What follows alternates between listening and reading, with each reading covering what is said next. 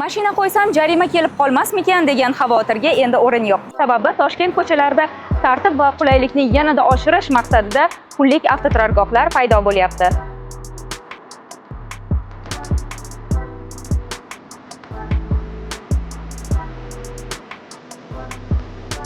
Poytaxt ma'muriyatining ma'lum qilishicha, yo'l bo'yi avtoturargohlari uchun 13-14 ming o'ringa mo'ljallangan 86 ta pullik to'xtash joylarini tashkil etish rejalashtirilgan. Ulardan biri Amur temir xiyoboni atrofida sinov tariqasida ishga tushirildi. Keyinchalik to'xtash joyi uchun narx soatiga 12 ming so'mni tashkil etadi. Avtoturargoh uchun to'lovlarni poytaxt parking ilovasi orqali onlayn yoki Payoneer terminallari orqali naqd pulda amalga oshirish mumkin. Lekin biz App Store va Google Play ilovalar do'konlaridan buni topa olmadik. Poytaxt parking mobil ilovasi ishlab chiqish bilan Street Park Systems kompaniyasi shug'ullangan. To'lovlarni nazorat qilish, maxsus planshetlar va avtomobillar bilan joylarda tekshiruvchi videokuzatuv kameralari yordamida amalga oshiriladi. To'lov qilmaganlik uchun ma'muriy javobgarlik faqat 2026-yildan joriy etilishi mumkin.